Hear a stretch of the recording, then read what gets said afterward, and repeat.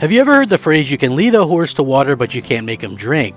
I look at this and I look at the Xbox Series X and even the Xbox Series S and I say, well, you know what?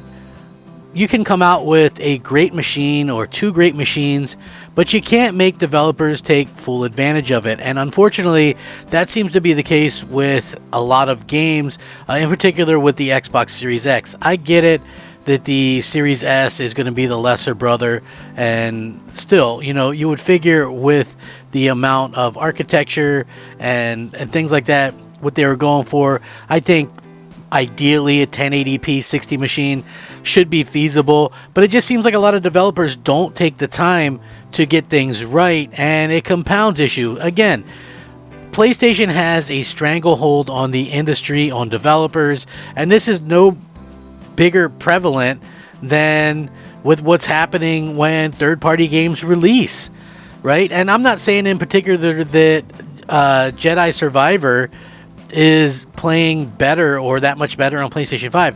What I'm saying is Microsoft, unfortunately, maybe didn't look that far ahead when it comes to pivoting slightly and trying alternate ways to become successful for the brand, right? So Microsoft started putting all their stuff on PC, started doing the Play Anywhere, crossplay, all these things really kind of reduced the need to get an Xbox. So what I mean by that is, in the past, if like on the Xbox 360 for say, if you got Call of Duty on Xbox 360s, let's say Call of Duty 4 Modern Warfare or Call of Duty 2 Modern Warfare 2 on Xbox 360, well, by word of mouth or whatever, your friends would have to get an Xbox 360 to play you in Call of Duty Modern Warfare. So that is eliminated as well in this day and age. So even if your friends like play Fortnite or Apex or Call of Duty, it doesn't really matter because you can just crossplay with each other nowadays, right? So that eliminates that need to pick up an Xbox. Yeah, that might be a cheap way in,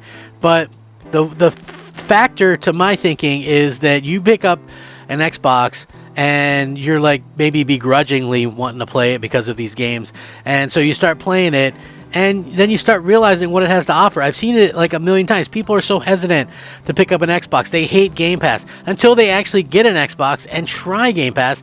And then next thing you know, they love it. They're playing through all the Gears games, all the Halo games, all the Forza games. They're playing through everything that they missed out on, and they love it. They love it.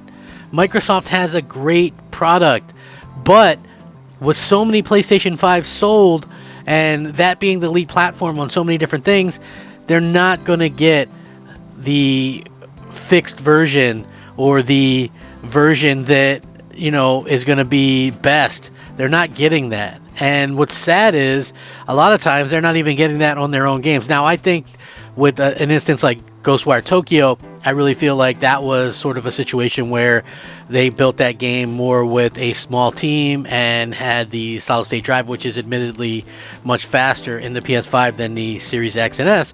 And so it struggled a little bit, but I think patches will get it up to stuff and things like that. But with this, you sort of scratch your head because how much longer are we going to have to put up with this as fans of video games, right? Like nowadays, you know what? Back in the day, right? And for instance, look, trust me, I am an advocate of the Xbox 360 era. But even before that, let's say like when I was growing up on the NES, the Super Nintendo, the Genesis, the Master System, the PlayStation, the Nintendo 64, right? All these platforms, all these consoles, you got a game and the game worked. Now, of course, there are things as glitches and things like that. But for the most part, these games worked. And, they worked well. Nowadays, they're launching games, and these games are a complete mess. Now, listen, Jedi, this game is, I'm not saying it's a bad game. I'm saying that it's kind of ridiculous that the game itself is performing like this, right? And, Jedi Survivor is a highly anticipated game, and for me anyway, I just don't see why this keeps on happening unless it's people are getting rushed and basically I feel like we're starting to see that sort of happen. So now when we look at Metacritic scores, so I'm looking at Star Wars Jedi Survivor Metacritic scores, it has an 87 on Xbox Series X and it has an 86 on PlayStation 5. Great score, great score. Now, there's huge issues with this game, right? Like, everybody apparently is having issues. The PC version is a 79 rated. Apparently, PC is having a crap load of issues. And the user score is down to 1.4 on there. Now, again, there's 90 reviews on the PS5 version, and it's an 86. Okay? But it has performance mode issues. These games that are launching with performance mode, they're supposed to launch great. The game seems like the latest crop of bad ports, with poor performance leading to game picking up a mostly negative user score. Basically, on consoles, Series X and S, things are far from perfect. In fact, if you want to get the best experience, you're going to want to make somewhat of a unintuitive choice in the options menu. So if you want best performance from a game, what visual mode do you usually choose? Performance, correct? Well, in this time, it's not actually the correct choice. As Star Wars Jedi Survivor, there are consistent reports that the performance mode is very uneven, rarely even hitting 60 frames, and introducing additional pop-in and screen tearing. While there aren't any fully head-to-head console comparisons up just yet, there is a video from a testing site that shows Survivor dropping into the mid to low 40s on Series X. According to reports, the area shown in the video is even the most challenging part of the game, as the semi-open planet of Cabal is a real stress test. Again, somewhat counterintuitive, your best bet for performance is actually quality mode. It's only 30 frames per second, but it seems to be a consistent 30 frames without any of the stuttering that sometimes comes along with lower frame rate modes. Additionally, various visual issues like screen tearing are also prevalent. So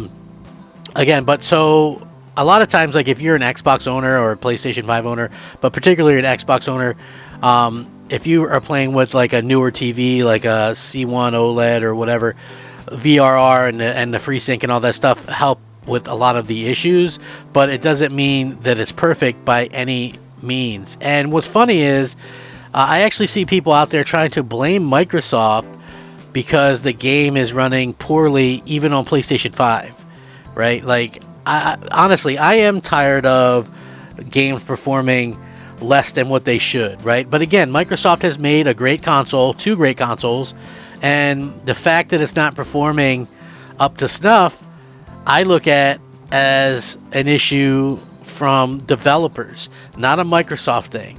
And I feel like obviously the oversight from Microsoft when they decided to pivot and do this grand thing where they can be successful without having to outsell Sony's boxes is the fact that developers are going to want to sell and make the games best on the platform that's going to have the majority of the consoles sold, and that's just a fact, and with PlayStation having almost 40 million sold to 25 million, whatever Xbox is at, they're always going to probably give that little extra effort to Sony, and Xbox fans are stuck sort of waiting for a patch or whatever, and that's, I think, really unfortunate at the end of the day, because I feel like the Xbox by nature is just a console that is great and is just a magnificent showpiece. These games should be making, if I'm a developer, I don't care, they're gonna buy it regardless. If you're a PlayStation fan, you're gonna buy and you wanted to buy this game, you're gonna buy the game on PlayStation, right? So why not go all out on the Xbox version as well? That's the thing that I don't understand. And what I mean by that specifically is, look at Red Dead Redemption 2, right? The Xbox One X, there couldn't have been more than a few million people that owned that at the time Red Dead Redemption 2 came out, but they still went all out for the best experience, native 4K, right? Hands down, by 40-50%, that game was better on Xbox One X than it was PS4 or PS4 Pro, and far more people owned a PS4 and PS4 Pro. So you have to be a developer, and you have to respect yourselves and the gamers and do what's best for them. What do you guys think, though? I definitely appreciate you watching my videos.